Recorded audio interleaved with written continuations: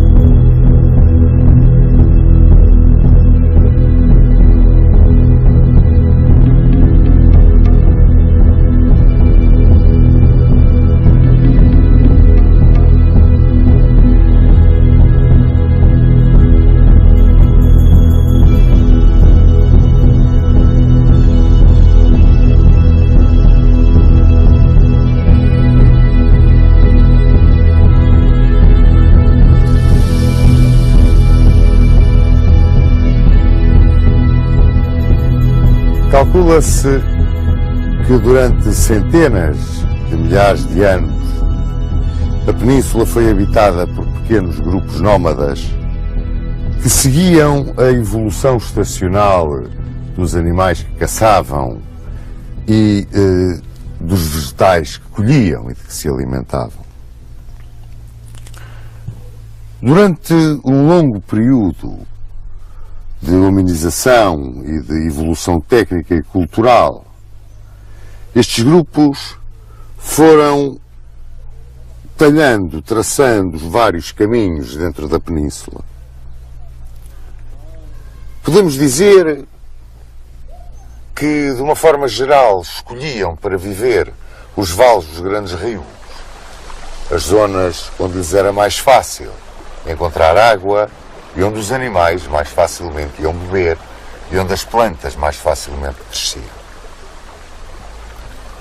De uma forma geral, pode-se dizer que, na época chamada do Paleolítico Inferior, 1 milhão a 100 mil anos antes de Cristo, em que o domínio do chamado Homo antecessor, o homem da pedra lascada, que fazia os seus utensílios em grandes blocos de pedra depois com o Homo de Heidelberg, que construiu o machado de pedra, o machado de mão. O homem teve um princípio de evolução que o levou até ao período do Paleolítico Médio. Este período que vai até 40.000 a.C. é dominado pelo homem de Neandertal. E o homem de Neandertal já consegue fabricar utensílios a pedra em ponta e é o primeiro que se dedica a uma certa cultura funerária. No Paleolítico Superior, com o Homo sapiens, já muito parecido connosco, praticamente igual, a evolução dá-se no sentido de se começarem a verificar as primeiras manifestações artísticas, as primeiras pinturas rupestres e um incremento da cultura funerária. Quando se entra no Epipaleolítico, que vai até cerca de 5.000 a.C., o homem começa a diminuir os seus utensílios naquilo que se chama o microlitismo. Começa a tentar polir a pedra e, embora habitando nas grutas, há a ideia de que ele talvez se tenha começado a juntar os diferentes grupos de homens. Em Portugal, é nesta altura que o homem vai quase ao estuário do Tejo e em Muge se encontram os grandes concheiros, que são talvez os restos da sua dieta de moluscos com que ele complementava a sua alimentação. O homem entrava assim no período do Neolítico. O período do Neolítico, o período da pedra polida. Este período em que o homem se começa a sedentarizar, a domesticar os animais, a tomar o controle do cultivo dos cereais, sobretudo do trigo e do centeio, e que leva a que a sociedade se comece a formar em núcleos muito reduzidos, mas que se baseavam numa necessidade comum de segurança e bem-estar. Aqui na Península assistiu-se ao aparecimento do arco neolítico, da flecha de ponta de osso, de ponta de pedra, de ponta de corno. Esse arqueiro do Neolítico era um caçador por excelência, mas começava também a ser um agricultor e um pastor. Não tinha uma vida completamente nómada nem completamente sedentária. E, no entanto, começou a ser visitado pela primeira vez por povos mais civilizados, que já estavam noutro patamar do conhecimento. Povos que vinham do Mediterrâneo Oriental e que estavam em contacto com o Próximo Oriente, onde o Neolítico tinha terminado há cerca de 3.000 anos. Esses povos vinham aqui à Península à procura de metais, fundamentalmente o cobre a sul do Tejo e o estanho a norte do Tejo. E pela sua influência, originaram que o último período do Neolítico tivesse aqui uma extensão mais brilhante sob o ponto de vista civilizacional, que se chama o período da indústria dos metais. Este período da indústria dos metais divide-se em duas grandes áreas: a área do Calcolítico e a área da cultura do vaso campaniforme. Esse período do Calcolítico, que aqui podemos considerar muito bem representado no cromlech dos Almendres, é um período de construções funerárias monumentais, menires, dólmenes, mas também um período em que se começa a trabalhar o cobre aqui na Península.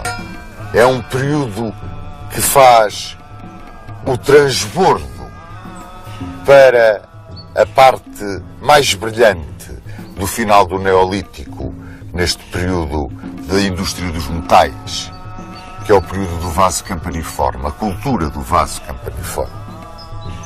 De qualquer forma, aproximamos-nos do ano 1000. Estamos perto de entrar na Idade do Bronze. Aqueles que visitam a Península têm aqui, nos vales dos rios sobretudo, verdadeiras cidadelas, onde guardam os minerais e onde guardam muito do cereal que também negociam com os peninsulares. Hoje em dia pode-se considerar que os habitantes iniciais da Península vieram de 3 regiões: do Cáucaso, do centro da Europa e do norte da África, e que aqui se juntaram e se misturaram. Chamaram-lhes os Iberos. Pensa-se que por a grande parte deles ter vindo dessa região do Cáucaso chamada Ibéria, aqui estiveram durante a Idade do Bronze, até que por volta de 800 a.C., nesses 800 a.C. em que os indo-europeus, a quem chamavam os celtas, passaram as 2 brechas pirenaicas e entraram na Península, com a entrada da Idade do Ferro na Península, os celtas é que trouxeram a Idade do Ferro para a Península. Primeiro houve uma repulsa, mas depois juntaram-se, aglutinaram-se, formaram uma entidade, chamados os celtibéros. Essa entidade celtibérica que entra na Idade do Ferro é aquela que está mais arraigada às origens do povo português. Os celtibéros começaram a ser visitados primeiro pelos fenícios, que vinham da sua colónia de Tiro. A seguir aos fenícios vieram os gregos. Esses já começavam a negociar também no campo dos cereais, importavam o nosso trigo, o nosso centeio. Vieram muito ao Vale do Tejo. Muitas tribos dos povos peninsulares começaram a viver nos sítios altos, em pequenas aldeias chamadas castros, fortificadas. Uma vida agropastoril extremamente dura. Os cartagineses que para aqui vieram começaram a substituir os fenícios como negociantes. Mas durante as guerras púnicas encontraram na Península um manancial para reforçarem o seu potencial humano. E não só. Daqui levavam soldados, daqui levavam cavalos. Quando os cartagineses entraram num contacto mais profundo com os povos peninsulares, podemos dizer que os povos peninsulares se encontravam divididos em 2 grandes grupos. Os edetanos, de uma origem ibérica e que habitavam na costa mediterrânica e no sul, e os peledanos, de origem mais indo-europeia e que habitavam na fachada ocidental e no norte. Nestes peledanos, na fachada ocidental, vivendo uma cultura castreja, duros, tenazes, estavam os lusitanos. E esses sim, são os nossos mais antigos parentes.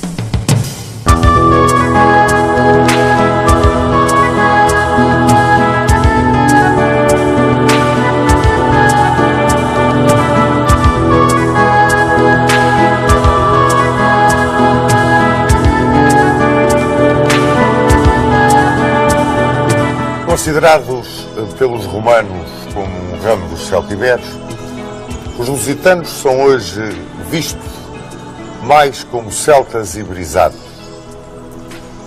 Viviam naquilo que é hoje o território de Portugal, com uma fronteira sul que estava bem definida ao longo da linha do Tejo, ao ocidente do Oceano Atlântico, ao oriente estendia-se o seu território até aos contrafortes da Serra de Gredos, mas para norte a fronteira não estava muito bem definida. Há quem a marque ao longo da linha do Douro, há quem a leve quase até ao Cantábrio. Neste território os lusitanos viviam divididos em 30 tribos e foram os mais avessos à entrada do domínio romano na Península Ibérica. Eram um povo de pastores, mas também um povo de guerreiros. O seu sentimento de independência era extremamente forte. Estes lusitanos eram extremamente frugais, praticamente não comiam carne e pouco vinho bebiam. Bebiam sim uma espécie de cerveja. Comiam pão de bolota moído, portanto pouco trigo plantavam. Eram muito dados às atividades físicas. Eram grandes atiradores de arco, ótimos esgrimistas de espada curta e lança, peritos no combate corpo a corpo. E o que desfaz um pouco a ideia de que eles eram montanheses é que estavam habituados ao combate e eram especialistas no combate montado e em espaços muito abertos. É engraçado que, vivendo aqui junto do Atlântico, não eram um povo ribeirinho.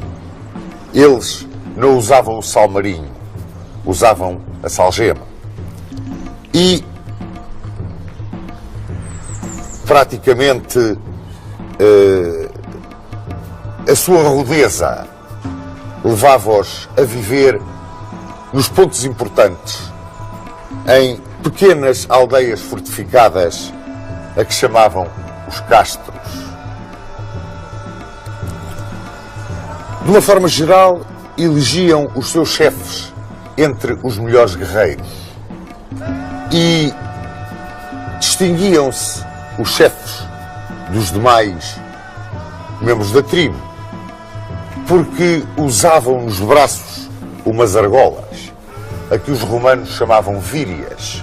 Daí, aos chefes lusitanos, de uma forma geral, eles chamarem os viriatos.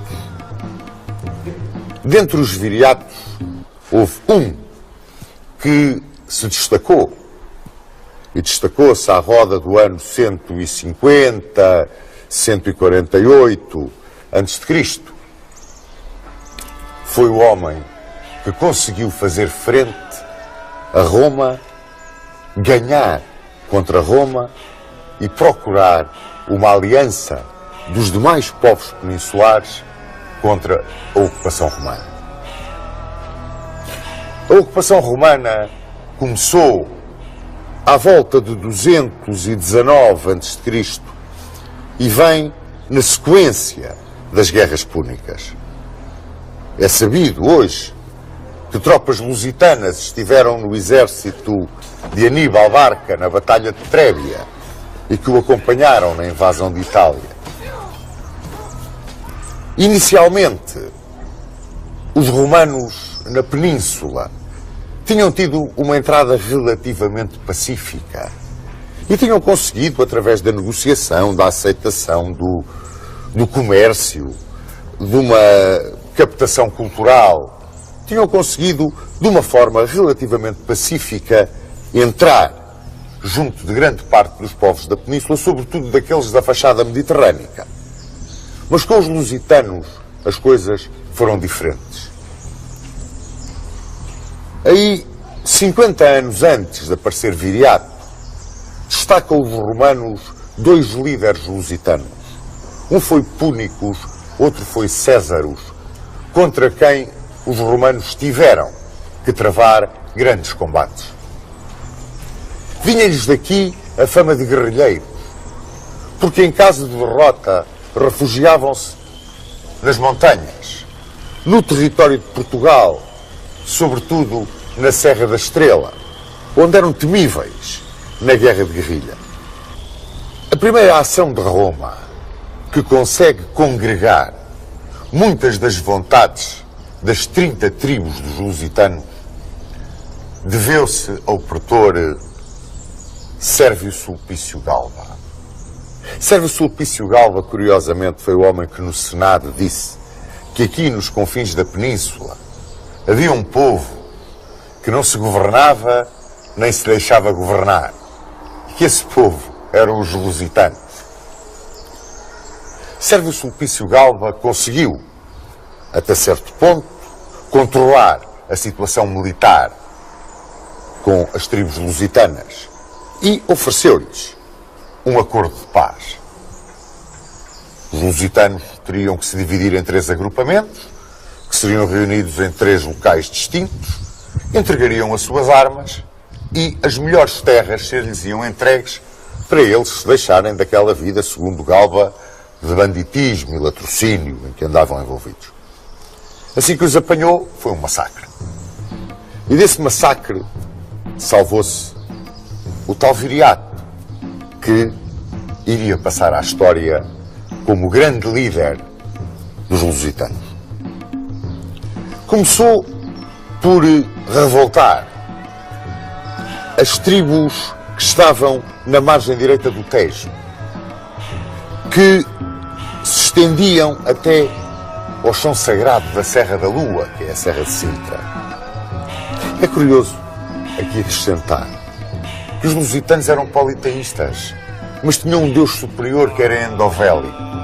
Precisamente o santuário de Endovélico era na Serra da Lua, na Serra de Sintra. A revolta das tribos dirigidas por Viriato foi um sursum corda para os lusitanos. Viriato era um guerreiro de tal forma excepcional que os romanos chamaram-lhe o Aníbal Bárbaro. Tinha diferentes formas de combater. Portanto, podia, dentro de uma clássica maneira de combater dos lusitanos em caso de derrota, recorrer à guerrilha nas regiões mais elevadas, como era um excepcional líder de cavalaria, como usava vários artifícios, digamos, militares para conseguir as suas vitórias. Roma mandou contra ele grandes generais.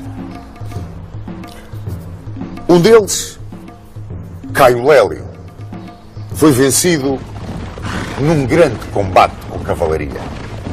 É engraçado verem que um dos campos de batalha favoritos dos lusitanos era na Bética, na atual Andaluzia, entre Sevilha e Carmona, ali numa zona extremamente aberta, extraordinariamente plana, onde se podem empregar grandes massas de cavalaria.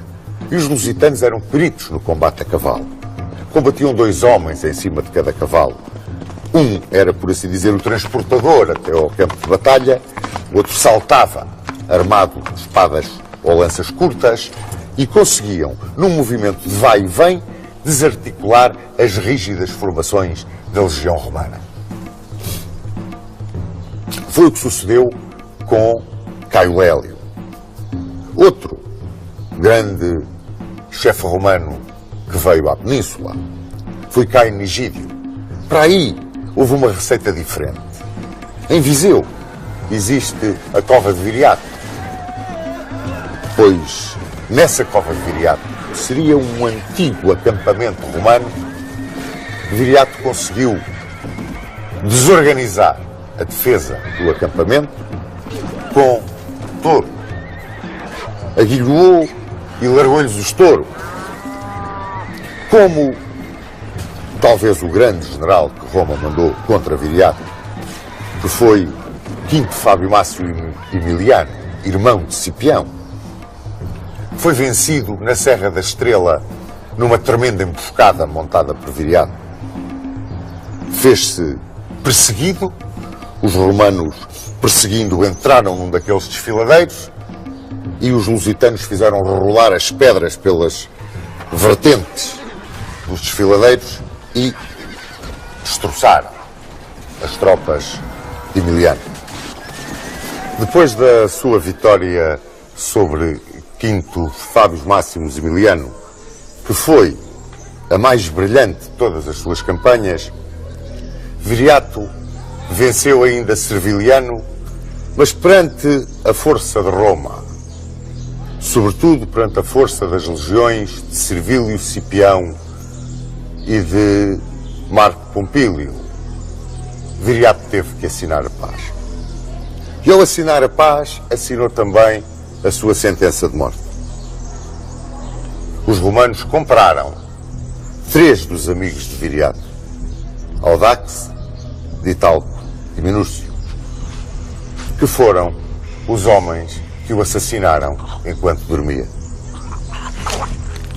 Os funerais de Viriato foram extraordinários.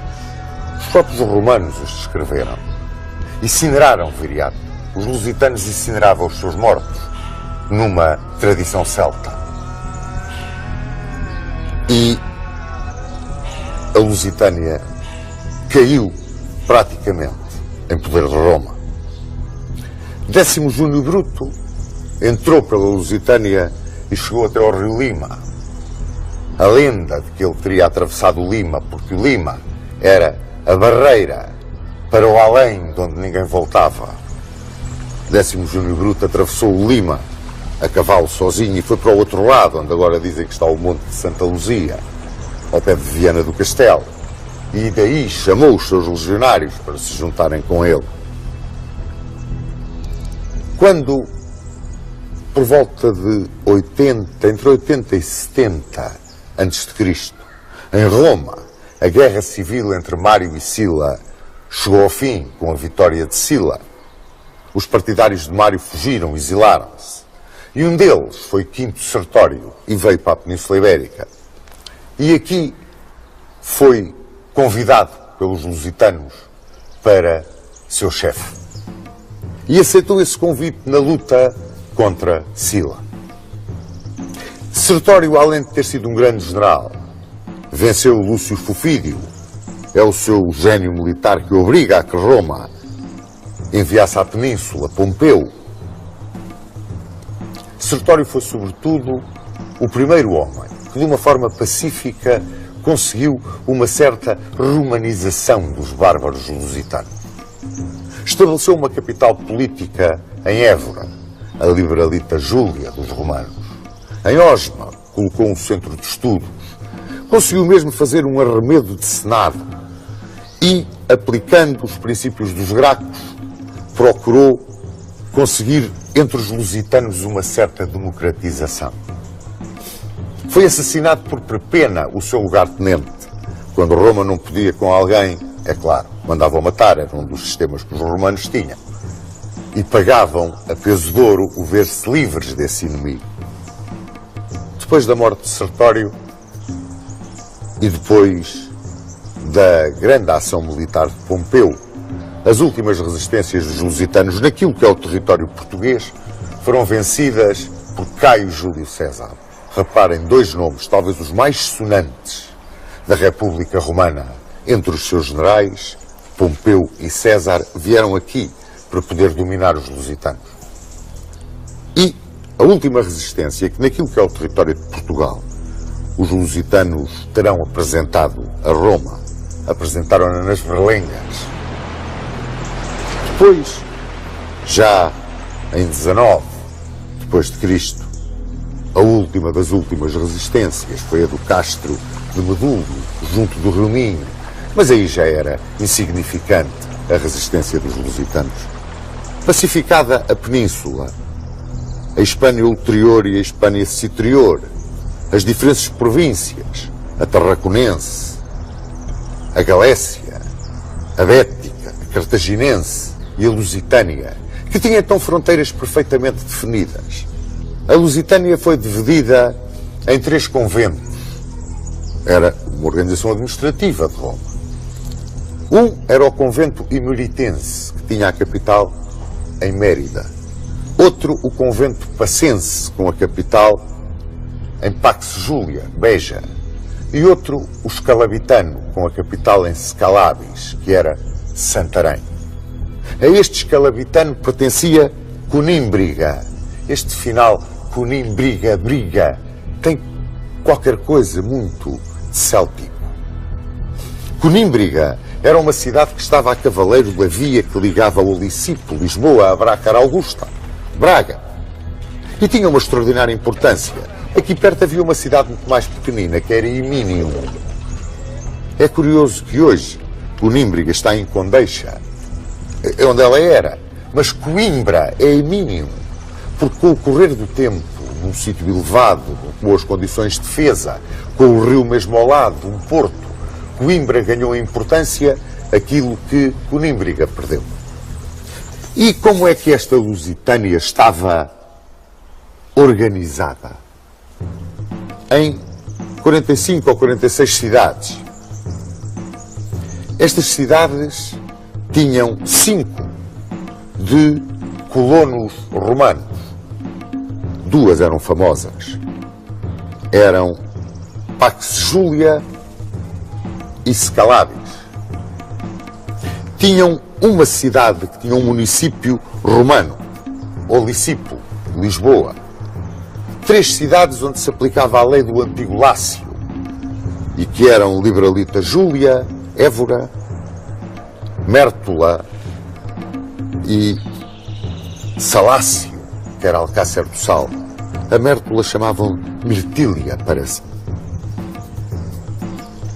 E tinham depois 36 ou 37 cidades estipendiárias. Não tinham cidades livres. As cidades estipendiárias pagavam tributo. Eram as cidades dos povos que tinham resistido à ocupação romana, que não se tinham entregado pacificamente a Roma. E a existência destas cidades estipendiárias e a não existência de cidades livres demonstram bem até que ponto a resistência dos lusitanos foi para Roma um problema muito difícil de resolver.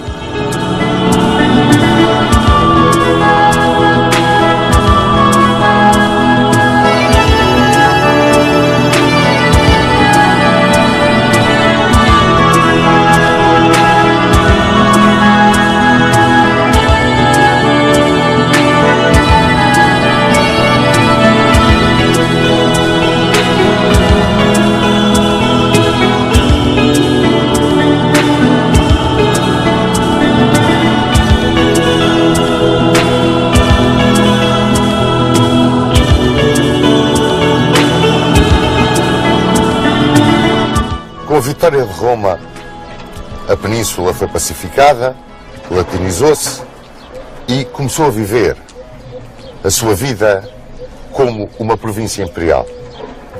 Assim, acompanhou esse mesmo império na sua glória, na sua tragédia, nas suas vitórias, nas suas derrotas.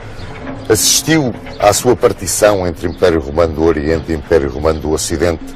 Viu como o cristianismo iluminava Roma, mas ao mesmo tempo lhe destruía, por assim dizer, a sua força de trabalho, a sua economia no combate que fez à escravatura. E também assistiu à corrupção, ao luxo desmedido, às ambições políticas, aos jogos, aos assassinatos, a tudo aquilo que conduziu, afinal de contas, ao diluir, ao enfraquecer e, por fim, à queda do próprio Império.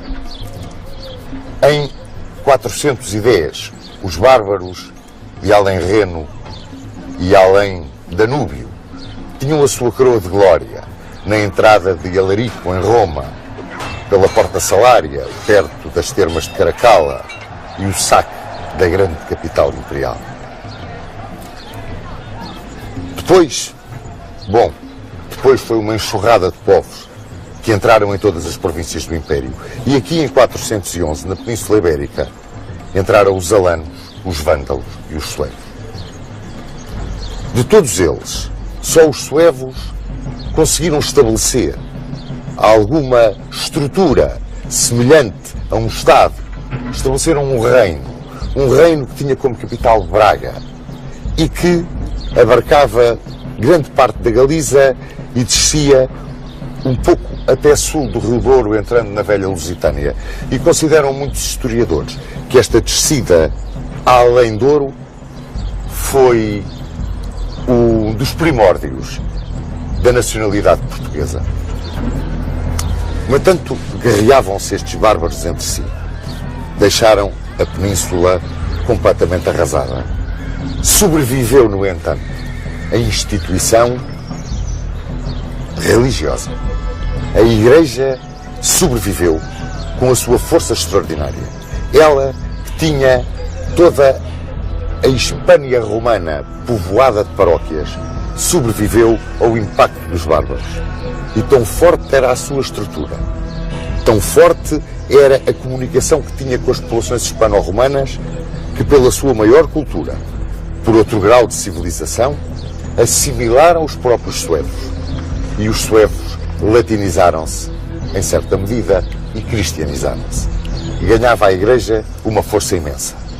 Em 416, por causa dessas guerras entre os bárbaros, Honório, imperador de Roma, encarregou Ataúlfo, o sucessor de Alarico, de vir reconquistar a península na condição de federado ou aliado.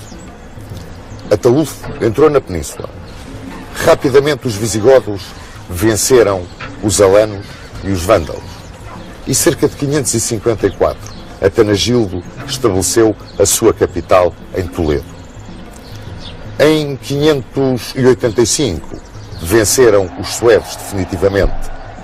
Foi Leovigildo quem venceu os suevos e procurou uma certa identidade para o nascente reino visigótico e quis basear essa identidade no fator religioso.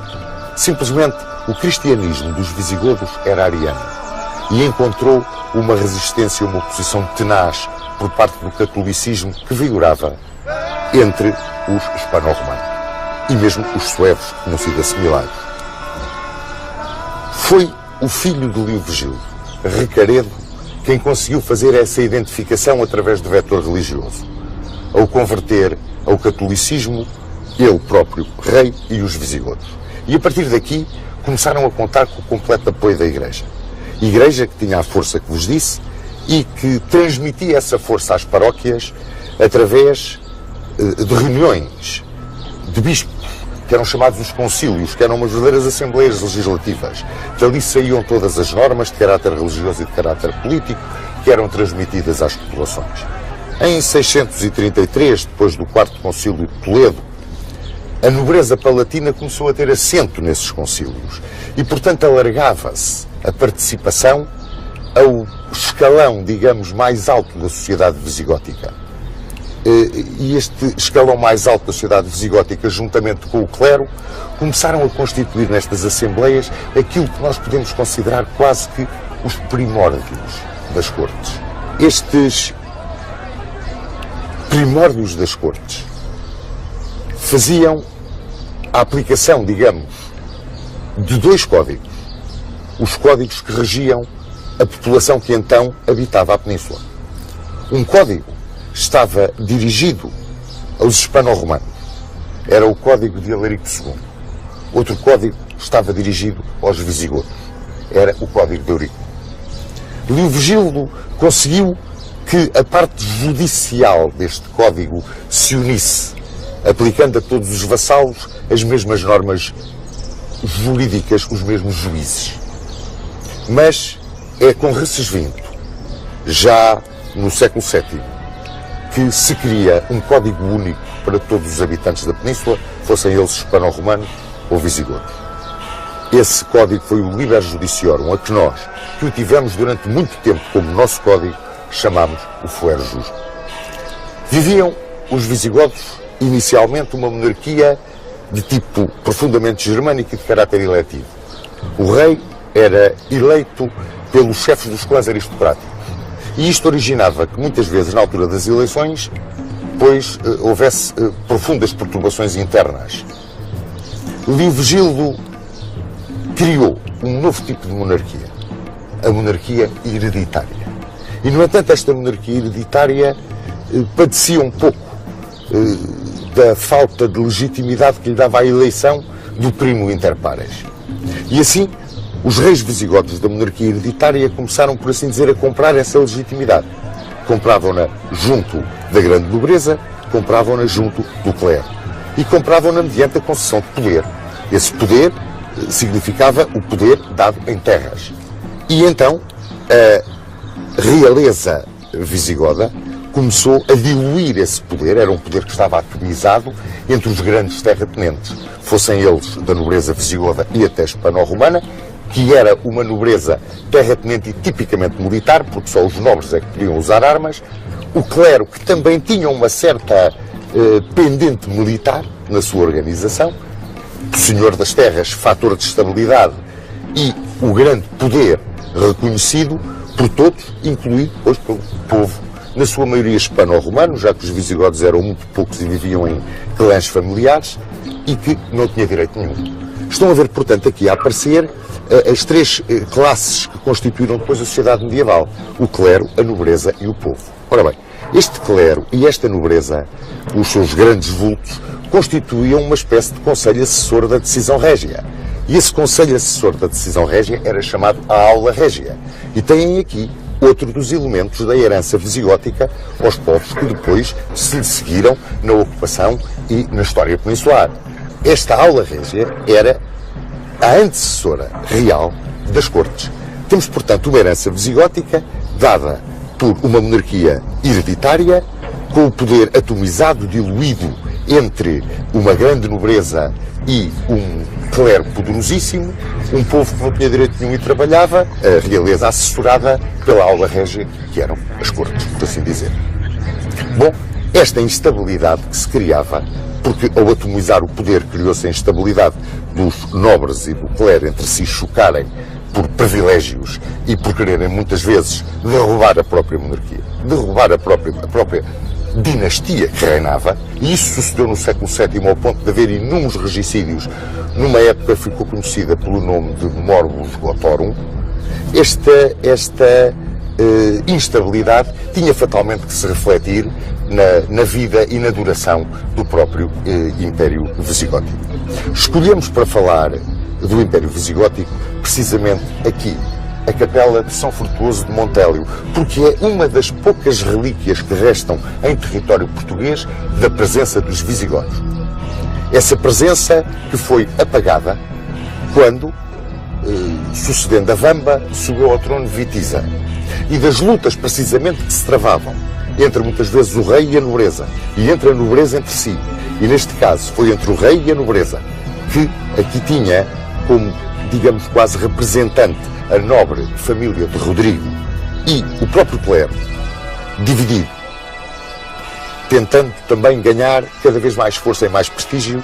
Foi neste verdadeiro cadinho, nesta convulsão que sucedeu com a subida de Witiza ao trono, que radica a invasão do Império Visigótico vinda dos seus vizinhos do Norte da África.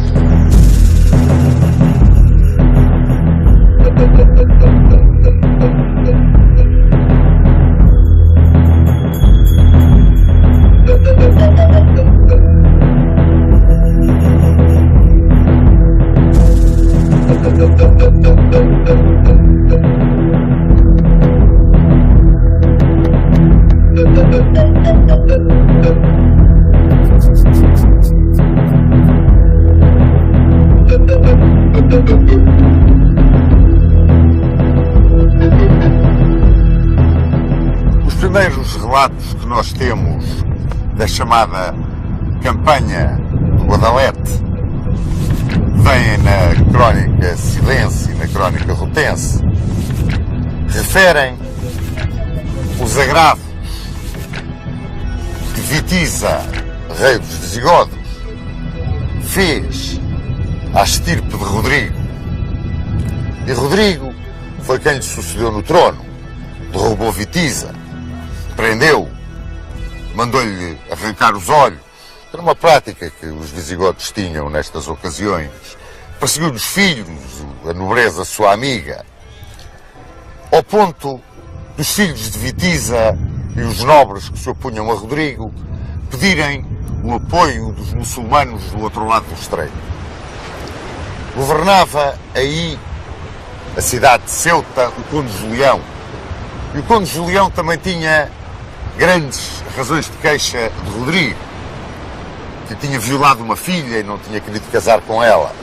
Portanto, quer de um lado, quer do outro do estreito, havia um grande ódio e uma grande vontade de derrubar Rodrigo.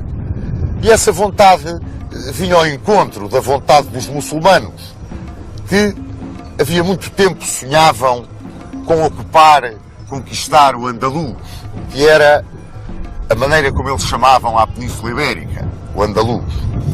Era então governador Musa ibn Nusair, era o governador árabe do norte da África.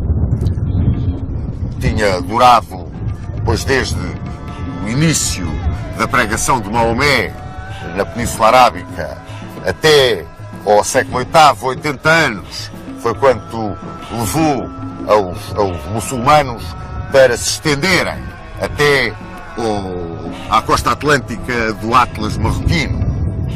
E os revoltosos contra Rodrigo pediram a intervenção de Musa no Andaluz. Assim, em junho, julho de 710, a primeira expedição de guerreiros muçulmanos contra Algeciras que saquearam acabou no reconhecimento da região para uma invasão de maior dimensão. E essa invasão teve lugar também em junho, julho de 711 e foi comandada por Tariq ibn Ziyad. A esquadra de Tariq passou o estreito, desembarcou em Algeciras, as forças concentraram-se no Calpe. A partir daí passou a chamar-se Gibraltar, Gerb al-Tariq, o rochedo de Tariq, e marcharam contra as forças de Rodrigo. Os visigodos e os muçulmanos focaram nas margens do rio Guadalete. Este rio Guadalete que aqui passa. E nem a crónica silense nem a crónica rotense dão com certeza histórica o local da batalha. Calculam os historiadores que ela se tenha travado a algures entre Medina Sidónia e Puerto de Santa Maria, aqui na zona onde nos encontramos. E essa batalha foi uma batalha que durou, a campanha, durou 8 dias.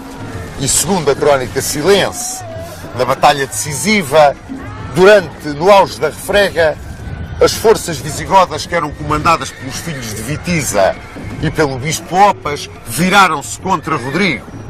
Portanto, foi uma ação conjunta dos muçulmanos, de Tariq e dos próprios visigodos revoltados contra Rodrigo, que levaram à derrota visigoda na Batalha de Guadalete. Não se sabe do destino de Rodrigo, mas segundo a crónica rotense, teria sido, muito depois, século XI, localizado o túmulo de Rodrigo em Viseu. Ora, depois da Batalha de Guadalete, a ocupação da península, a ocupação do Andaluz, pelos muçulmanos foi muito rápida. Em 719, eles praticamente dominavam toda a Península Ibérica. E entusiasmados com esta vitória, invadiram a Gália. E em 732 foram derrotados por Carlos Martel na Batalha de Poitiers e regressaram ao seu Andaluz, à Península. E o Andaluz passou a constituir uma província pertencente ao Califado de Damasco. Ora, quando as lutas internas do Califado de Damasco atingiram o auge, o derrubo da dinastia Omeia, subiu ao poder a dinastia dos Abássidas e a capital mudou de Damasco para Bagdá, na península, o último dos Omeias, Abdurrahman I, pois proclamou o Emirato Independente do Andaluz. Com o andar do tempo, em 929, Abdurrahman III declarou o Califado de Córdoba, o Califado glorioso, um dos mais gloriosos do mundo islâmico em toda a sua história. E este Califado durou até que as disenções internas o cindiram nos reinos de taifas. Ora bem, logo a seguir à derrota de Poitiers, segundo uns, ainda um pouco antes da derrota de Poitiers, segundo outros, existia nessa parte do andaluz que não estava sujeita à força da islamização. A islamização, aqui como um pequeno detalhe, a islamização foi geralmente pacífica, porque para aqueles que aceitavam o domínio muçulmano, os muçulmanos eram muito brandos, respeitavam-lhes a religião, as instituições, as tradições, e portanto essa islamização não foi violenta. Mas na zona do Cantábrico e em alguns vales pirinaicos reuniram-se grupos de resistência hispano-romano-godos, e o mais importante deste grupo de resistência tinha a sua capital em Cangas de Onis. E aí se terá formado o núcleo fundador do Reino das Astúrias. E o primeiro rei desse Reino das Astúrias foi Pelágio. Ora, também segundo a crónica rutense e a crónica silense, aí entre 718 e 740, eles não dão bem uma data certa, os muçulmanos de Abdulaziz terão atacado essa resistência de Pelágio. Travou-se então uma das batalhas lendárias da história da Península. Foi a Batalha de Covadonga, que terminou com uma grande vitória de Pelágio, e dizem por intervenção divina, uma vez que os hispanogodos estavam numa escarpa de uma montanha, metidos nessa escarpa, e os muçulmanos, atacando de baixo para cima, lançavam os seus projéteis, e os projéteis iam cair em cima dos muçulmanos. Este milagre era o milagre da força da gravidade. Mas a verdade é que os muçulmanos de Abdulaziz foram derrotados em Covadonga. E essa batalha de Covadonga é aquela que inicia a reconquista cristã da Península.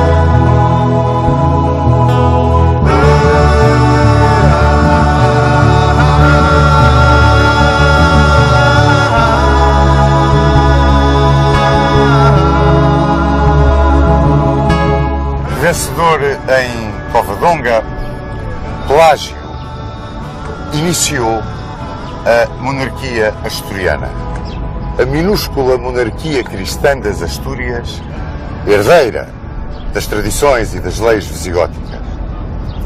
E Pelágio levou-a mesmo até às suas origens, ao reinstaurar o caráter eletivo da realeza. A ele sucedeu Fafila, e a Fafila um homem extraordinário. Sucedeu-lhe um homem verdadeiramente extraordinário, que foi Afonso I. Afonso I foi o verdadeiro reiniciador, o verdadeiro iniciador da reconquista cristã. Foi ele quem começou a fazer profundas incursões no território muçulmano. A Afonso I sucedeu Fruela I, o homem que alargou a monarquia asturiana sobre o território dos Vasconcelos e que fundou o Burgo de Oviedo. E a monarquia asturiana passou a ter o nome de monarquia de Oviedo. É mais ou menos por esta altura que no andaluz sucedem os confrontos civis, que são o reflexo das lutas entre omeias e abássidas que levaram ao Califado de Córdoba. E neste tempo, uma série de obscuros monarcas reinam em Oviedo, mas vão alargando o território cristão. Temos Bermudo I, Ordonho I, Afonso II e, sobretudo, Afonso III, a quem chamaram o Grande. O homem que leva as fronteiras do Reino de Leão até ao Douro. Quando ele morre em 910, é aí que estão as fronteiras do Reino Cristão, no Douro. E é curioso que depois dele sucedem uma série de pequenas guerras entre os cristãos, mas essas pequenas guerras enfraquecem-nos, e enfraquecem-nos de tal maneira, e são de tal forma um convite aos muçulmanos, que o grande general do Califado, o último grande general do Califado, Almansor, consegue empurrar a fronteira cristã praticamente até às faldas das Astúrias. É o último grande general, o último grande vulto do Califado, porque a partir dele o Califado vai se cindir, vai se estilhaçar nos reinos das taifas. Ora, aproveitando esse estilhaçar dos reinos das taifas, há um monarca cristão que se destaca de todos os outros que reinaram até agora no Reino de Leão. É Sancho de Navarra. Sancho de Navarra consegue uma homogeneidade de esforços dos reinos cristãos e vem novamente até o Douro. É um homem de uma extraordinária personalidade, é um grande chefe militar e legou à cristandade um filho magnífico, Fernando I, a quem chamaram o Magno. E é Fernando I que sobe ao trono por volta de 1037, na altura em que o Califado se estilhaçou, pois, como vos disse, está absolutamente envolvido em grandes guerras entre os reis das taifas, que Fernando o Magno decide, com base no território da Galiza, no riquíssimo então território da Galiza, lançar a sua grande ofensiva da Reconquista. Uma grande ofensiva que se vai produzir em 3 faixas. A faixa central de Castela, com a linha de partida, digamos, na região de Zamora. A oriente, a faixa de Navarra, que vem desde os Pirineus Vascos e se dirige na direção do Mediterrâneo. E a ocidente, a faixa de Leão. A faixa de Leão que é a verdadeira alavanca de manobra de Fernando Magno. O facto de ele ter tomado como base logística a Galiza vem um bocado contrariar, para não dizer que, sob um ponto de vista militar, contrariar frontalmente a tão falada teoria do armamento. Vários autores, o professor Veríssimo Serrão, o professor Saraiva, o professor Matoso, ultimamente a têm combatido. A teoria do armamento assentava no seguinte: quando Afonso I lançou as suas grandes incursões, teria, depois de vencer os muçulmanos, agarrado na população que tinha ficado na terra e dele a ia levado para as Astúrias com ele. Essa população que ficava era, na sua maioria, população moçárabe, ou seja, hispano-romano-godos, cristãos que tinham aceite a lei, as tradições, os costumes dos muçulmanos, mantendo a sua religião, o que era respeitado por eles. Ora, se isto fosse assim, eu penso que não seria possível que a Galiza, em 1037, 1055, servisse o rico território da Galiza, que nós sabemos ter sido um dos campos de batalha mais sangrentos do início da Reconquista, que esta Galiza servisse como base logística para o lançamento das operações de Reconquista de Fernando Magno. Mas nós sabemos que nesses territórios que eram reconquistados pelos cristãos e abandonados pelos muçulmanos, chamavam-lhes as presúrias.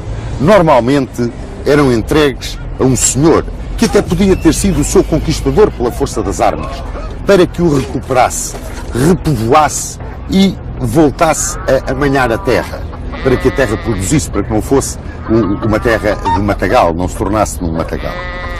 Como muito bem dizem, e é um ditado popular que um grande autor do momento o emprega numa sua obra, entre mortos e feridos alguém havia de escapar. E realmente eram esses moçárabes que ficavam agarrados à terra e que eram protegidos pelo senhor a quem a terra era entregue. Ora, nesta Galiza que ia servir de base de partida a Fernando Magno, existia desde tempos imemoriais uma pequena póvoa que estava na foz do Rio Douro, a que os romanos já chamavam Portus Cale, a que no tempo de Almansor os muçulmanos chamavam Bordcal, e que foi em 864 mais ou menos reconquistada e entregue sob o governo, a presúria de Portucale, sob o governo do conde Vímara Pérez. Esse coração, esse embrião do Portugal onde nascemos, começou aqui, precisamente aqui, nas margens do Douro, e é comemorado lá em cima, ao pé da Sé, pela estátua a Vímara Pérez. Não quer dizer que Vímara Pérez tivesse encontrado esta zona armada, certamente não a encontrou. Apoiou e defendeu aqueles que aqui ficaram. E eu estou absolutamente convencido que aqueles que aqui ficaram eram precisamente a população hispano-romano-goda que recebia de braços abertos a reconquista cristã. Vímara Pérez fundou uma grande família. Uma família que teve, tempos depois, na Condessa Muma Dona Dias, um dos seus esteios fundamentais. A Condessa Muma Dona Dias, por volta de 959, fundou em Guimarães o Castelo de São Mamede e o Mosteiro de São Mamede, que estavam ligados por uma estrada, que é hoje uma das ruas de Guimarães, do velho Guimarães histórico. Aqui, diz-se, nasceu Portugal. Mas nasceu dessa terra vimaranense, desta terra do Porto, a terra do Porto. É curioso, a terra que se estendia desde o Rio Minho até um pouco além do Vale do Douro. A terra Portucalis, a terra do Porto de que foi professor Vímara Pérez, e que em 1055, 1056, era o limite da base logística de Fernando Magno. Lançou-se Fernando Magno, partindo de Zamora, na faixa central, à conquista da linha do Mondego. Queria puxar para sul a fronteira da cristandade. Apanhou Tarouca, Viseu, Lamego, e no início de 1063 ou 1064 recebeu a visita do poderoso senhor de Tentugal, um moçárabe chamado Segisnando. Esse poderoso senhor de Tentugal vinha convidá-lo a conquistar Coimbra. Essa terra que já tinha sido dominada pelos cristãos, conquistada e perdida naquele vai e vem das operações da Reconquista, que eu tanto assemelho às ondas do mar a bater na praia. Pois este conde Segisnando, este moçárabe, um homem inteligentíssimo, tinha sido vizir, ministro, no divã do rei da taifa de Sevilha. Este homem convenceu Fernando Magno a conquistar a chave da linha do Mondego, Coimbra. Esse Hermínio dos romanos, que se tinha tornado na chave da linha do Mondego, substituindo a Conímbriga, a Condeixa, onde nós estivemos há pouco tempo, que, por ser um porto, dominando a circulação fluvial no Mondego, tinha assumido uma característica estratégica extraordinariamente importante.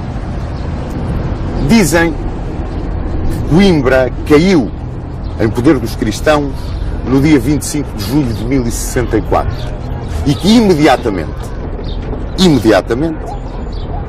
Fernando Magno formou com ela uma terra, a zona de Coimbra, do Mondego até ao Douro, terra essa que deu ao governo do conde Segisnando a terra de Coimbra. Como vos disse, a norte do Mondego e até ao Minho era a terra do Porto, onde na zona de Guimarães a família de Momadona evoluiu. Momadona, quando fundou o castelo e o mosteiro, já era viúva do conde Hermenegildo Gonçalves. E a família de Momadona evoluiu para se tornar na família Mendes, uma família de grandes tradições na história do condado portucalense e apoiantes, confessos, de Dom Afonso Henriques. Pois bem, eles eram também muito ligados à coroa de Leão, tinham um grande poder político, sucediam-se hereditariamente na chefia do condado e eram quase independentes. Há também autores que consideram esta âncora de Portugal como uma das razões da independência, do espírito de independência dos portucalenses. Com a terra do Porto, que estava então entregue a Múnio Hermiges, e a terra de Coimbra, entregue ao conde Segisnando, Fernando Magno formou a terra portucalense. Corria o ano de 1064 e estavam lançadas as raízes do nosso querido Portugal.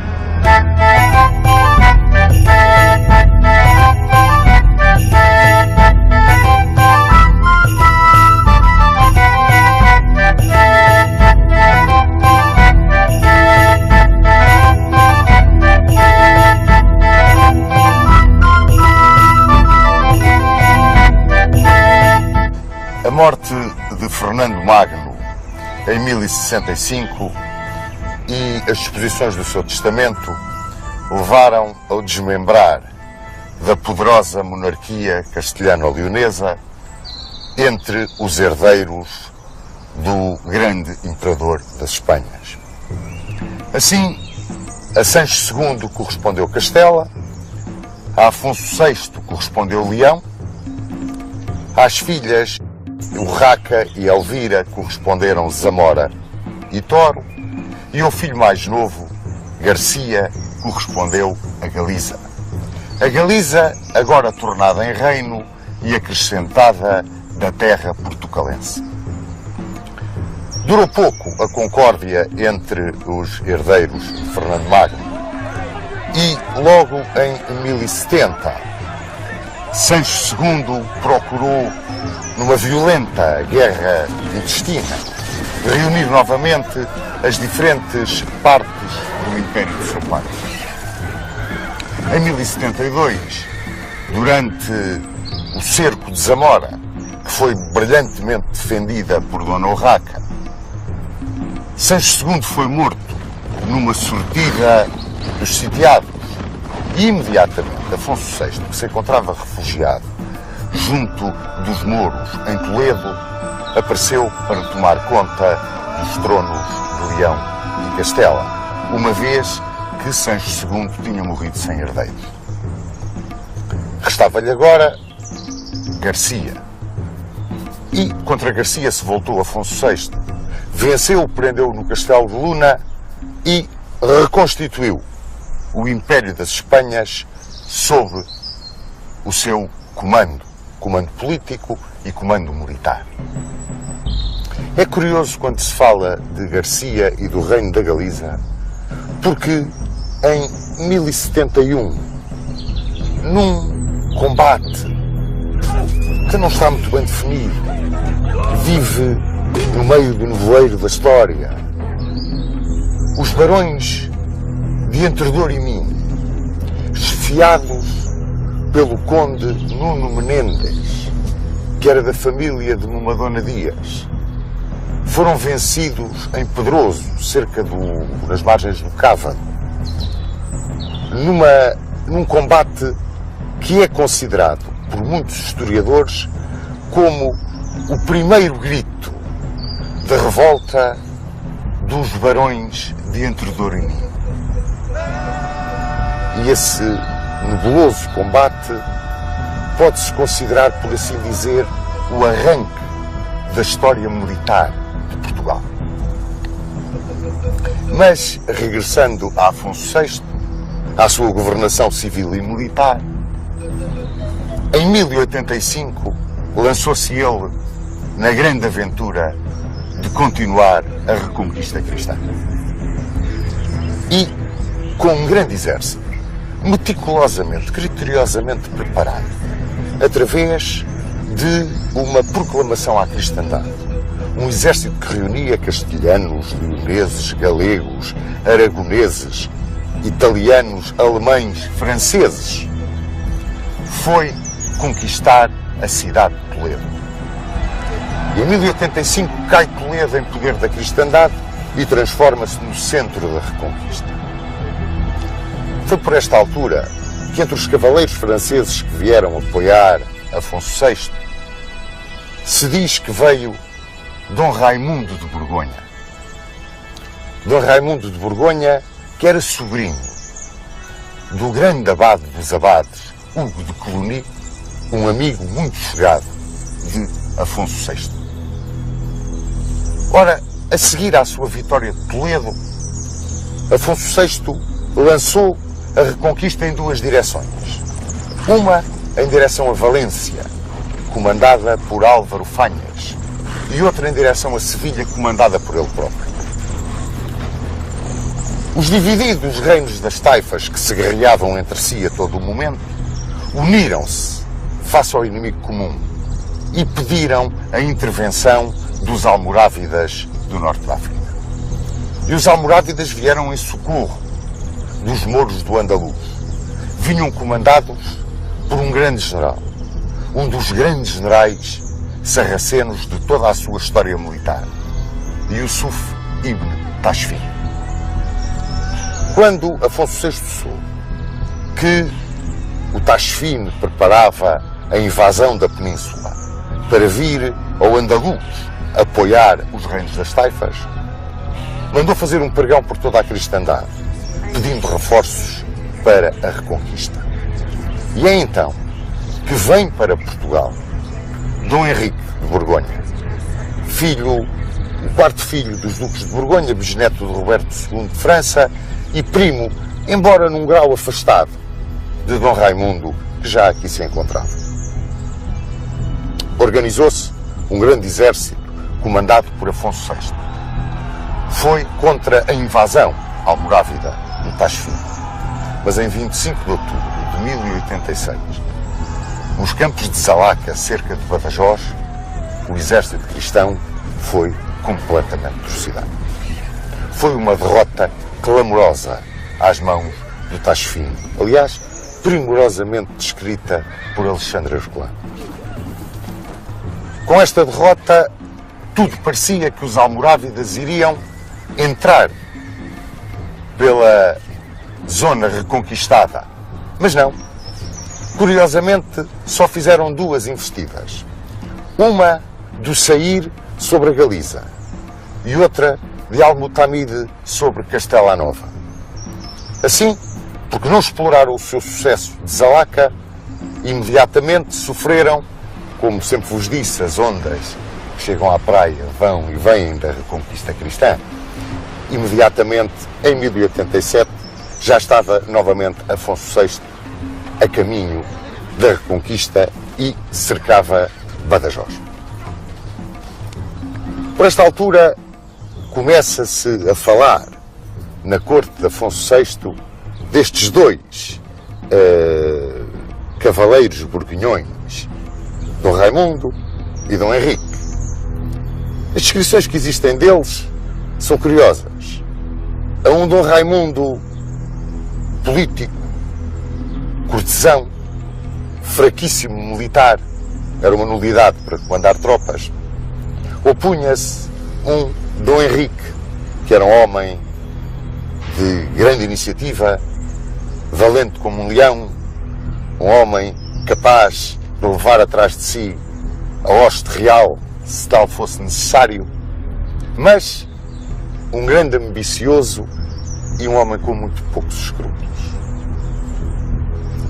Pois, perante estes dois condes, Afonso VI sentia-se apoiado de uma maneira e de outra, numa altura em que a ameaça almorávida se esbatia um bocadinho por causa das questiúnculas que existiam a nível do interior do andaluz muçulmano. É que os almorávidas, que vieram socorrer os reinos das taifas, acabaram por os querer conquistar. E, sobretudo na nossa faixa ocidental, na zona do Garbe, eles lançaram-se contra as três províncias que o constituíam. O Alfogar, que é o Algarve atual, o Alcácer, que é o Alentejo, e Belata, que é parte da Extremadura e parte do Ribatejo, e estabeleceram como linha de fronteira com a cristandade a linha do Tejo, com as praças de Santarém, Lisboa, Alcácer, Sintra, Almada, Palmela. Eles ali estavam defendendo toda a zona conquistada pelo Sair, porque foi o grande motor desta conquista almorávida, e o território cristão. Por esta altura, por intervenção de Dona Constança, rainha de Leão e Castela, que era parente dos dois condes, Dom Raimundo de Borgonha casou com Dona Urraca, que era a filha legítima de Afonso VI e Dona Constança. Uma vez que o coração de Afonso VI estava preso ao filho que tinha da linda Moura Zaida, que era filha do rei de Sevilha e para quem Afonso VI queria deixar o seu império. Este jovem infante Dom Sancho. Mas para compensar Dona Urraca, resolveu Afonso VI refazer o reino da Galiza. Foi por volta de 1091 que morreu o conde Segenano de Coimbra, que tinha estado com Afonso VI na Batalha de Zalaca. E, imediatamente, Afonso VI refez as terras que constituíam a parte a sul do Minho do seu império. Criou um condado em Coimbra, que deu a Martim Muniz, um condado em Aroca, que deu a Múnio de Niegas, e um condado no Porto, que deu a Dom Henrique de Borgonha. Com estas três terras ou condados, junto com a Galiza, formava o reino da Galiza, destinado a compensar de algum modo Dona Urraca pelo seu sonho de fazer do infante Dom Sancho o seu sucessor, imperador das Espanhas. Mas mais, quis alargar a fronteira para sul até à linha do Tejo, que era o seu sonho. O sonho de Afonso VI, o sonho estratégico, era estabelecer na linha do Tejo a fronteira sul da Galiza. A Galiza estendia-se do Cantábrico ao Mondego, isto desde 1074. Aproveitando então as discórdias e as lutas que existiam no Garbe, entre os almorávidas e os mouros daquela região, e que enfraquecia profundamente a defesa dos sarracenos, Afonso VI resolveu lançar um grande fossado que empurrasse definitivamente a sua fronteira para a linha do Tejo. E, atacando de surpresa para sul, pôs cerca a Santarém. Rendeu-se Santarém, com Santarém renderam-se Lisboa e Sintra, depois Almada, e estabeleceu Afonso VI a linha do Tejo como fronteira sul do reino da Galiza. Criou ali um condado, o condado de Santarém, e entregou-o a um dos seus homens de grande confiança, um dos grandes senhores de Entre Douro e Minho, Soeiro Mendes da Maia. Formavam-se então, com as terras ou condados de Porto, Coimbra, Aroca e Santarém, mais aquilo que é hoje a Galiza e os condados que lá existiam, um reino que iria ser a compensação, como vos disse, do império de Afonso VI para Sancho. E, portanto, este reino destinado a Dona Urraca. E ele entregou, como um vice-reino, quase independente, o governo deste território, do Cantábrico até o Tejo, a Dom Raimundo de Borgonha. Bom, mas voltou a sair. E voltou a sair e apanhou Lisboa e apanhou Sintra. E cercou Santarém. E imediatamente, para reconquistar a linha do Tejo, uma poderosa hoste comandada por Dom Raimundo de Borgonha, onde ia um troço de tropas do Condado do Porto, comandadas por Dom Henrique, que então tinha casado com a filha bastarda de Afonso VI e da Muniones, Ximena Núñez, ou Muniones, que se chamava Dona Teresa ou Dona Tareja. Com essa força veio Dom Raimundo de Borgonha para repor a fronteira na linha do Tejo. Por questões de caráter tático, o sair levantou o cerco de Santarém, na altura em que as tropas cristãs entraram pela zona do Garve dentro e vieram acampar sob os muros de Lisboa. Mas o sair regressou a Lisboa. E a derrota de Dom Raimundo foi total. A sua inépcia como comandante foi completa. E destacou-se, a cobrir a retirada daquele desastre, Dom Henrique de Borgonha. Dom Henrique destacou-se nesse comando e protegeu a retirada dos cristãos para lá da linha do Mondego. Foi uma ação definitiva para a ideia que Afonso VI já tinha daquilo com que podia contar por parte de Dom Raimundo. Ou seja, nada.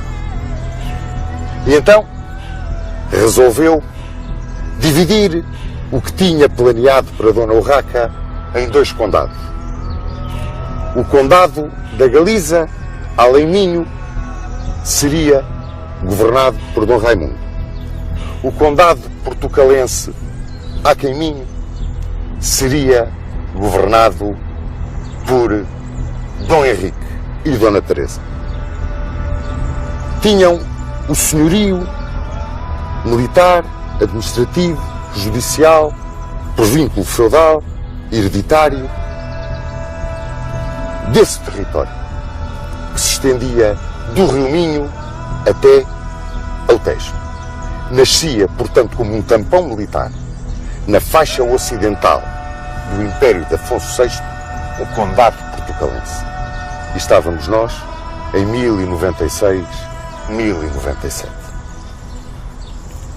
Bom, nesta altura acontecem várias situações que vão precipitar muitos acontecimentos. Uma das situações, talvez a mais, aquela que mais feriu Afonso VI, foi a morte do infante Dom Sancho na Batalha de Úcleis. Com a morte do infante Dom Sancho na Batalha de Úcleis, Afonso VI levou uma tremenda machadada no seu ânimo. Já velho, foi o fim, praticamente, da sua vida. Outra foi que, na sua ambição, o Conde Dom Henrique, como se intitulava a si próprio, o Conde Dom Henrique, lançou-se com tropas que lhe foram entregues pelo sogro na expulsão dos mouros da zona de Ciudad Real e perde a Batalha de Malagón. E ao perder essa batalha e para se redimir, decidiu ir para a cruzada. Será que ele terá ido para uma cruzada? Há quem diga que sim, há quem diga que não. Há quem diga que ele foi com o bispo de Coimbra a Roma para conseguir que se restaurasse a sede de Braga com Dom Paio Mendes. O poder da Igreja era tanto que a restauração da sede de Braga podia ser uma alavanca para a autonomia do Condado de Portucalense. E que aí, se esta é realmente a verdade histórica, estaria apoiado por Dom Raimundo. Porque Dom Raimundo queria disputar a sucessão, apoiado pela Igreja e apoiado por muitos barões castelhanos e galegos, a sucessão de Afonso VI. E precisava de força para que não subisse ao trono por morte de Afonso VI o infante Dom Sancho, mas ele, Dom Raimundo. E, inclusivamente, dizem que levou o arcebispo de Toledo a apoiar a pretensão para a restauração da sede de Braga e mais, a troco do apoio militar portucalense, daria a Dom Henrique, ou Toledo, ou a Galiza. Mas, como vos disse, a morte do infante Dom Sancho na Batalha de Úcleos veio alterar completamente este jogo estratégico. E para piorar ainda mais as coisas, morre também Dom Raimundo de Borgonha.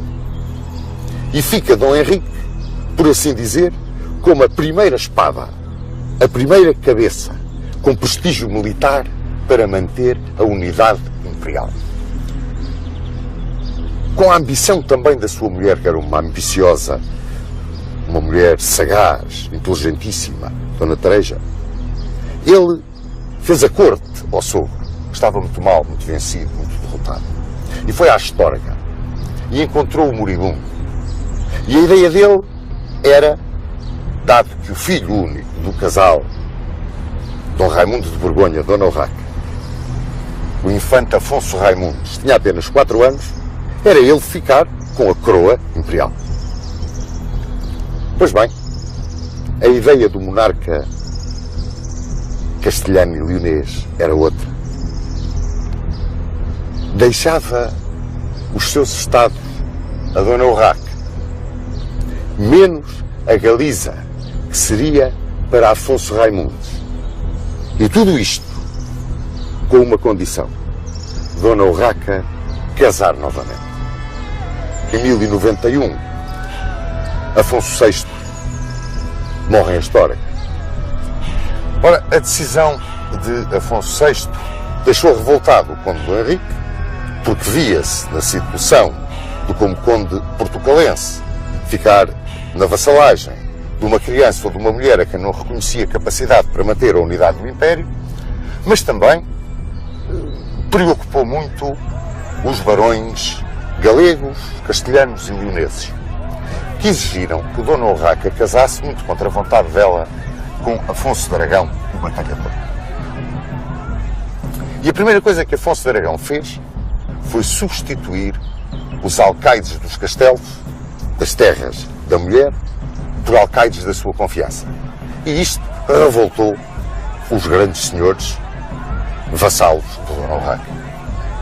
E entre eles, um poderoso, rico homem galego, Pedro Froilás de Trava, que era o aio de Dom Afonso Raimundos, e que, agarrando no pendão da revolta, saiu a exigir os estados de Afonso VI para o pequenino infante.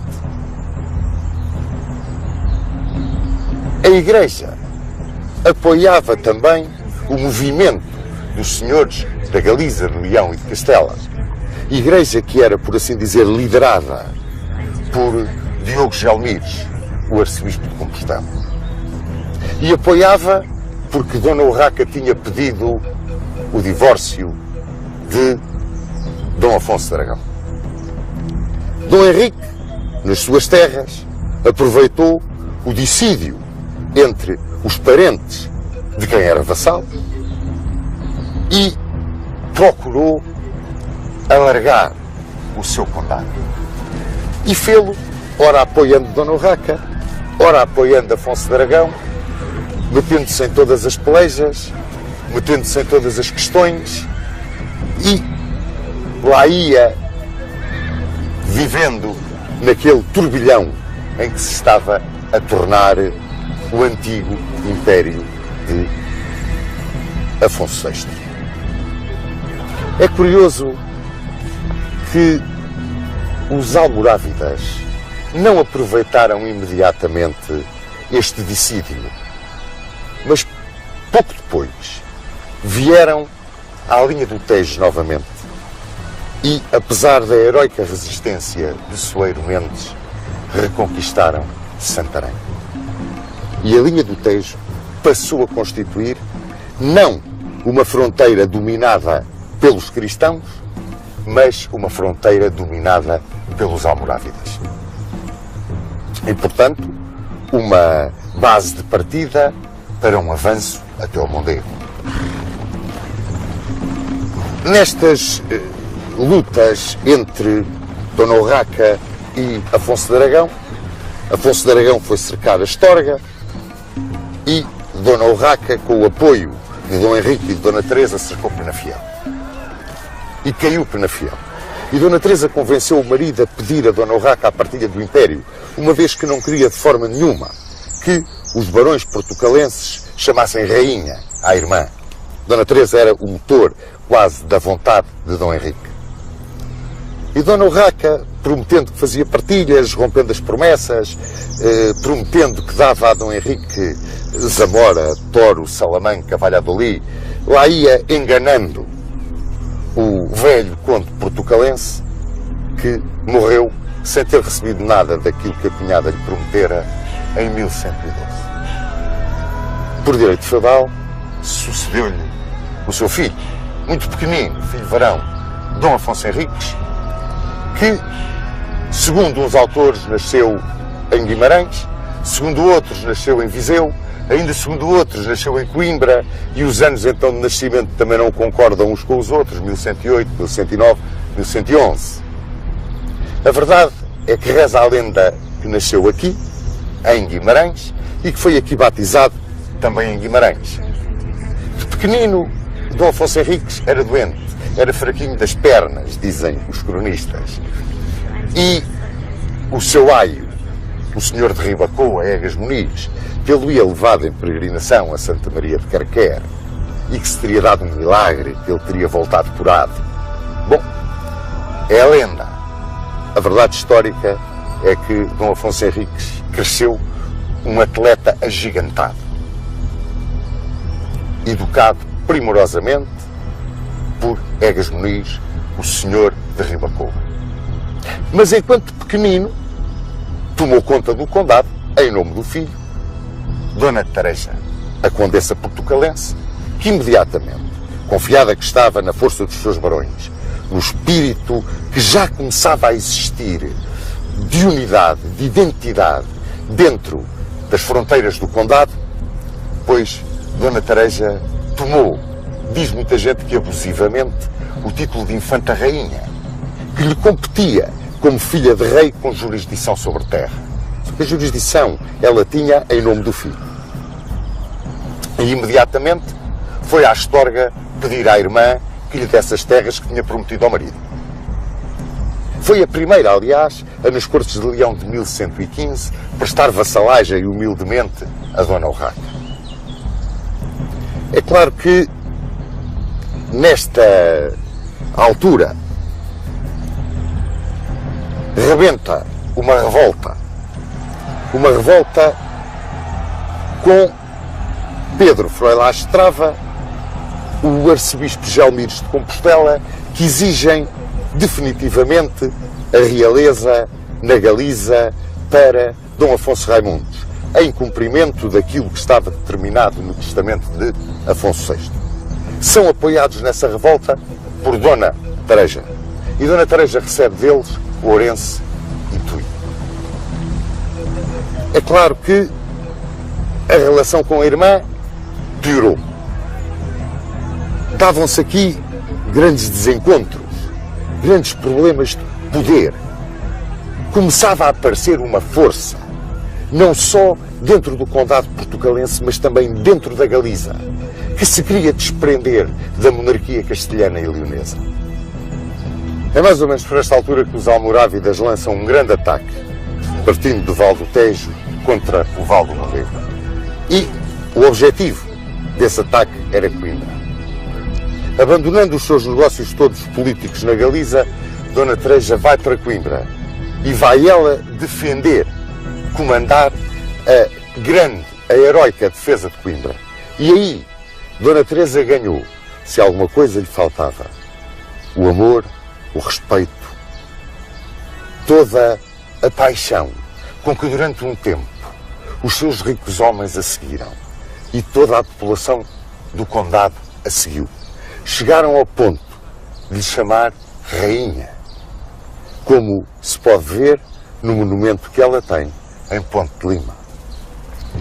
Mais ainda, ela materializou a ideia de corte do vínculo político com a monarquia leonesa. Ela era uma bandeira de autonomia e independência. Tal era a sua extraordinária força de caráter. Pois bem, vencedora em Coimbra, regressando ao condado, uma bandeira que os próprios galegos quiseram aproveitar na sua luta gêmea da portuguesa pela independência de Leão, ela recebeu como ligação entre os galegos e os portucalenses o alferes-mor do arcebispo Gelmires de Compostela, um moço, guerreiro, cavaleiro de grande fama, Fernão Pérez Estrada. Era esse o enviado dos galegos para vir para junto dos portucalenses como uma ligação, quase nessa conspiração que havia para cortar os vínculos com o Reino de Leão. E Dona Teresa apaixonou-se por Fernão Pérez Estrada. E a verdade é que Fernão Pérez Estrada também se apaixonou por ela.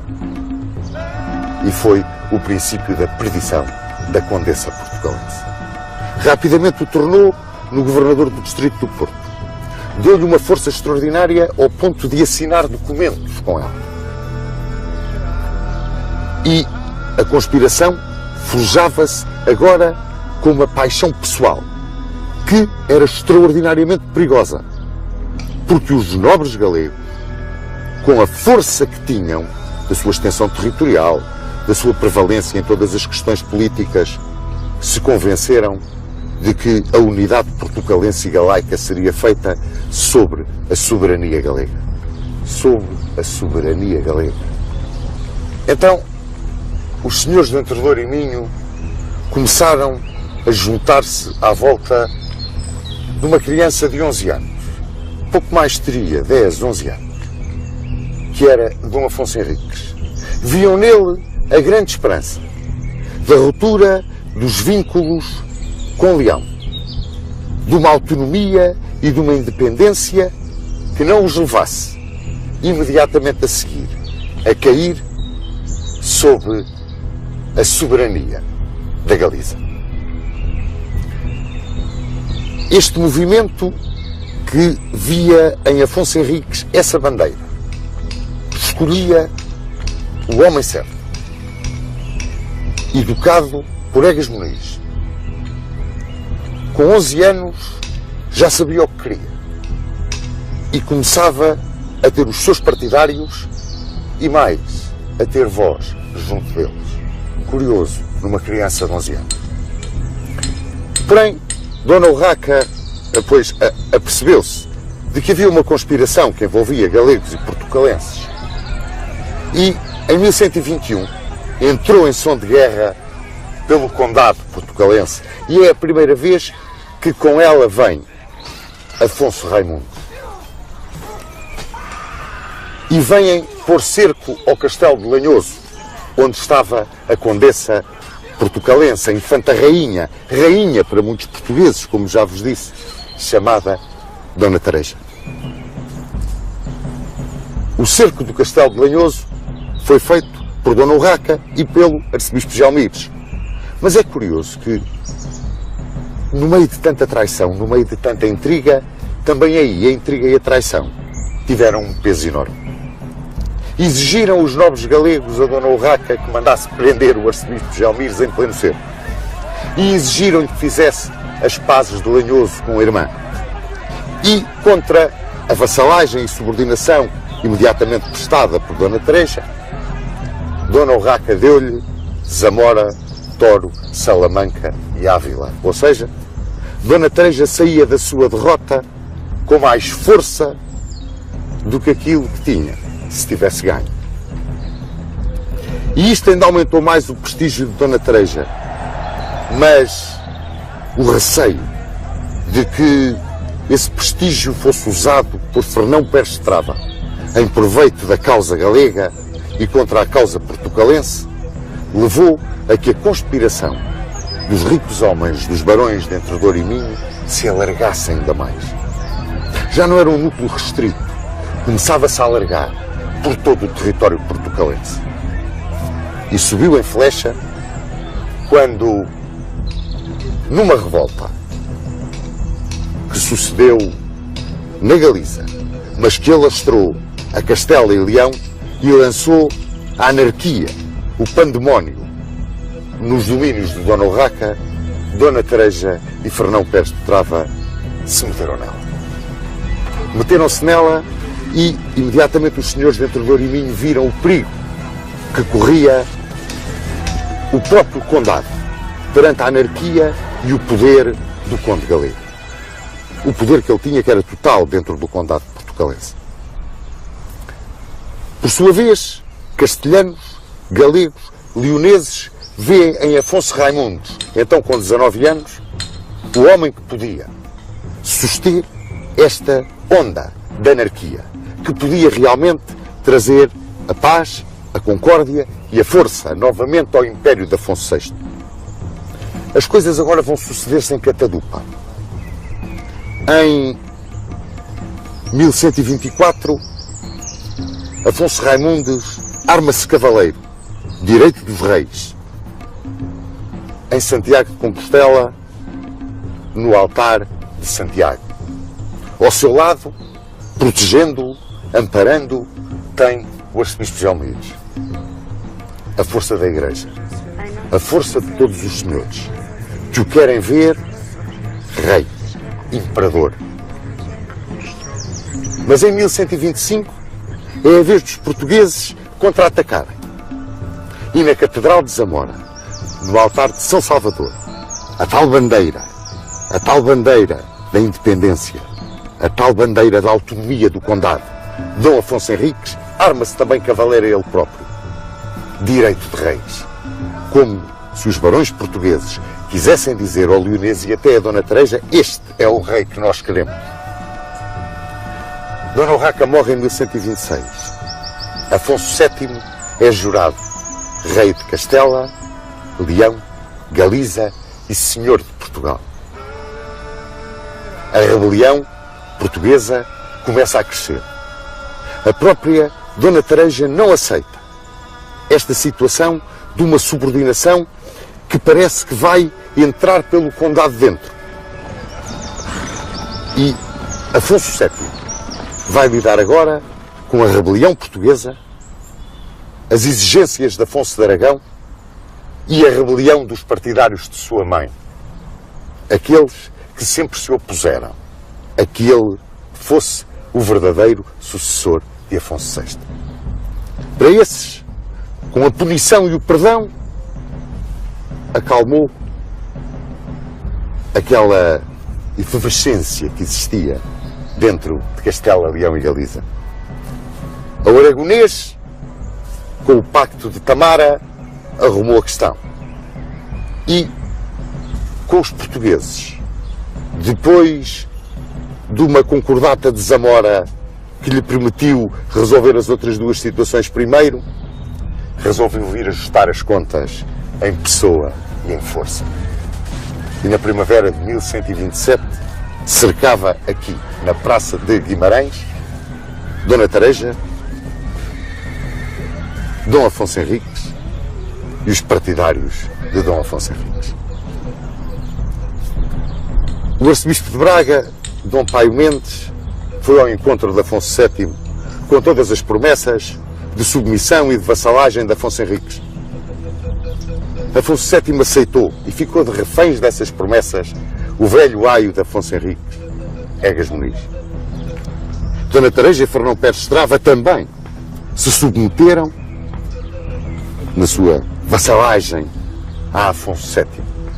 Iam agora, com Afonso Henriques, discutir a soberania dentro do condado.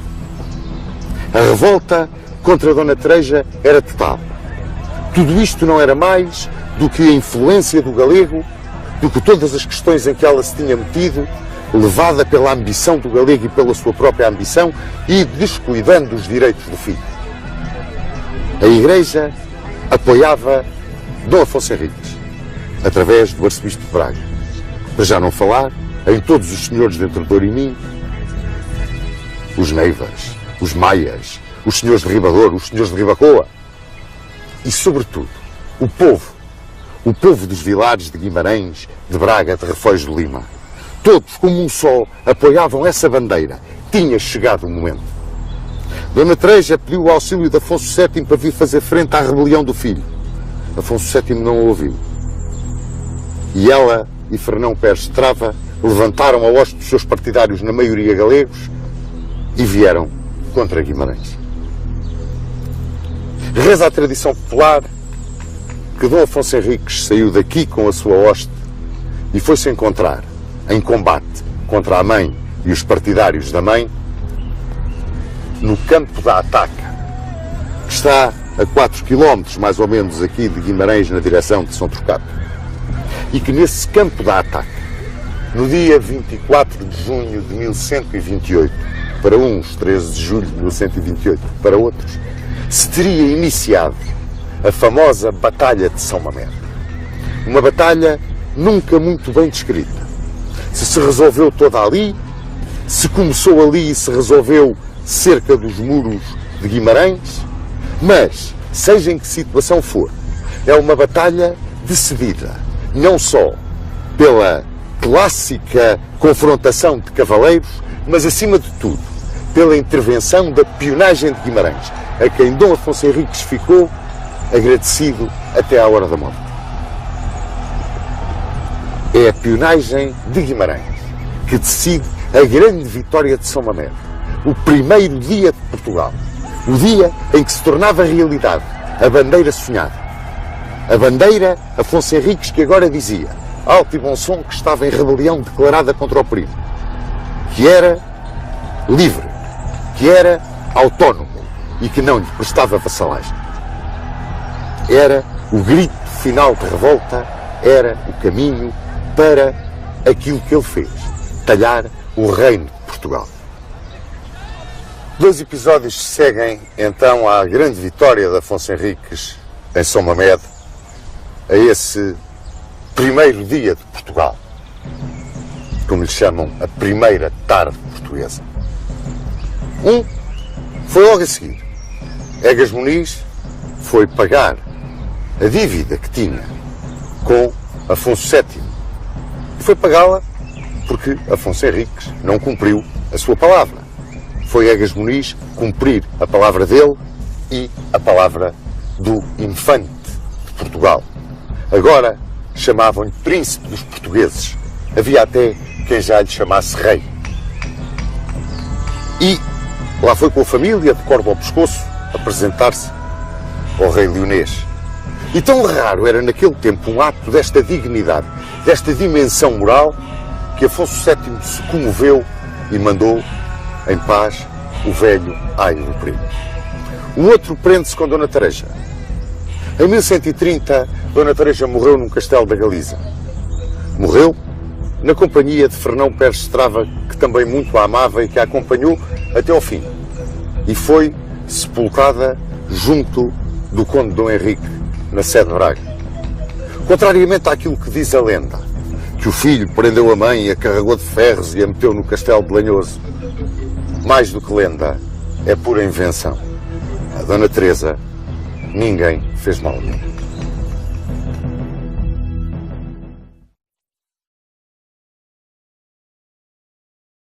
Gostaríamos de saber a opinião do Sr. Dom Duarte acerca do período histórico que medeia entre a chegada a Portugal do Conde Dom Henrique e a Batalha de São Mamede, esse período que se convenciona chamar do Condado Portucalense?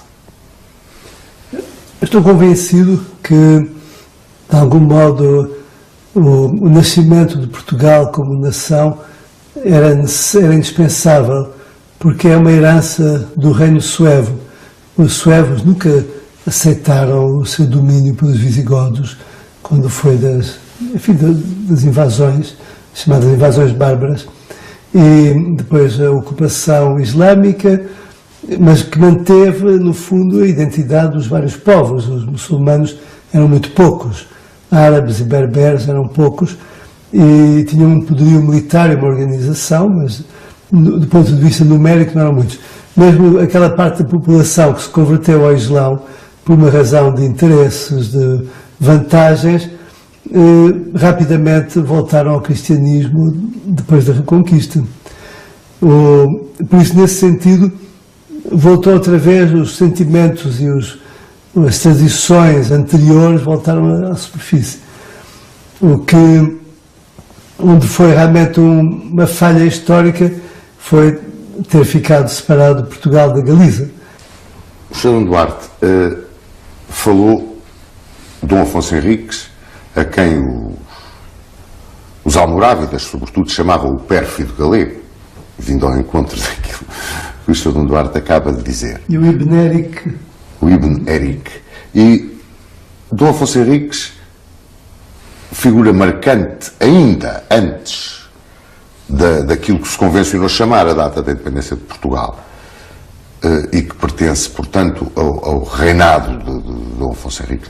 Mas, como chefe de Estado, Dom Afonso Henriques começa a sua vida em 1128, na Batalha de São Mamede, depois da Batalha de São Mamede, como chefe de Estado.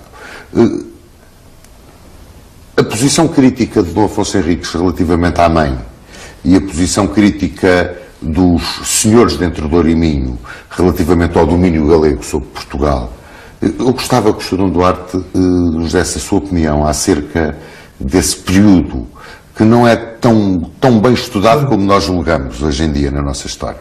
Creio que tem também a ver com os dois bispados. Santiago de Compostela e Braga sempre tiveram uma grande rivalidade. Talvez isso justifique esta rivalidade entre as duas regiões, não é? E por outro lado, não há dúvida que Dom Afonso Henriques era um burguinhão, e algumas das pessoas que o acompanhavam vinham diretamente da Borgonha. Curiosamente, eu tenho apontado em França, quando inaugurei um monumento a Dom Afonso Henriques em Versailles, pago pelos nossos imigrantes, eu disse que Dom Afonso Henriques era o modelo do imigrante de segunda geração que teve muito sucesso na vida e que, portanto, não somos só nós a emigrar para lá, eles também emigraram para cá. E, portanto, nesse aspecto, creio que a história tem que servir também para nos ajudar a compreender a nossa época, para estimular a nossa autoestima, para fazer ver os problemas atuais num relativismo, numa perspectiva, com uma profundidade histórica que nos ajuda a compreender a situação atual. A Batalha de São Mamede, para o Sr. Dom Duarte, o seu avoinho, primeiro rei de Portugal, porque interessa que os nossos seguidores da nossa série saibam que o Sr. Dom Duarte vem em linha direta masculina de Dom Afonso Henriques. Penso eu que é quase um caso único nas casas reais europeias. E eu gostava que o Sr. Dom Duarte, não que fizesse uma apologia, mas que nos desse a sua opinião muito sincera sobre essa batalha lendária que foi a Batalha de São Mamede, o que ela significa para o descendente direto do vencedor da batalha. De facto, é considerado o começo da nacionalidade portuguesa, né? Embora politicamente eu acho que é mais engraçado e mais interessante lembrar o Acordo de Zamora. Porquê? Não só porque foi um reconhecimento oficial, internacional, da independência de Portugal, mas muito particularmente porque aconteceu a 5 de outubro. E, portanto, passaríamos a ter uma justificação para um dia feriado. É muito difícil acabar com um feriado, as pessoas não gostam, não é? Mas festejar o dia em que um grupo andou aí aos tiros em Lisboa e a Marinha bombardeou Lisboa para derrubar um regime democrático vigente em 1910, não mereceria um feriado. Enquanto que o Tratado de Zamora já merece um feriado.